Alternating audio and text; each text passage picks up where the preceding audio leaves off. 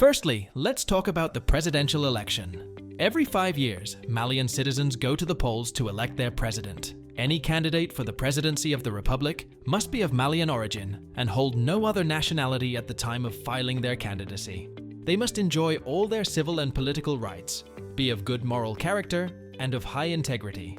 Candidates must be at least 35 years old and no more than 75 years old at the time of filing their candidacy, and must be able to perform the duties. In the first round, several candidates compete, and the president is elected by an absolute majority of the votes cast.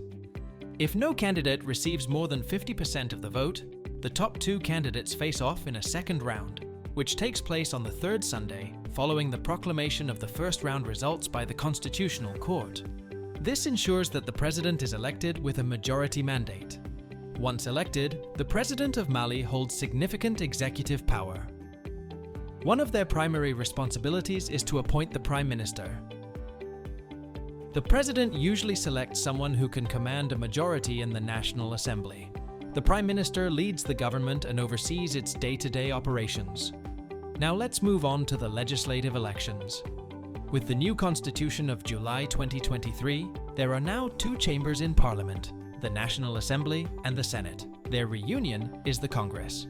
The members of the National Assembly are called députés, and those of the Senate are senators. The députés are elected for 5 years by direct universal suffrage. The voting system may be majority, proportional, or mixed. As for the senators, 3/4 of the Senate's members are elected by indirect universal suffrage to represent local authorities, and 1/4 is appointed to represent traditional authorities and legitimacy, Malians living abroad, and personalities who have honored the service of the nation. The term of office for members of the Senate is 5 years. It is important to note that no one may simultaneously be a member of the National Assembly and the Senate.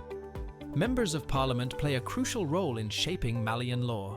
They debate and vote on proposed legislation, ensuring that the government's policies reflect the will of the people.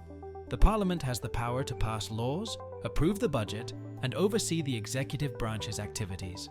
Together, the President, Prime Minister, and Parliament form the core of the Malian government. The President oversees national defense, foreign policy, and ensures the Constitution is upheld. The Prime Minister, also Chief of the Government, manages domestic policy and administration. The members of the government, appointed by the President after consultation with the Prime Minister, include various ministers responsible for specific areas such as education, health, and finance.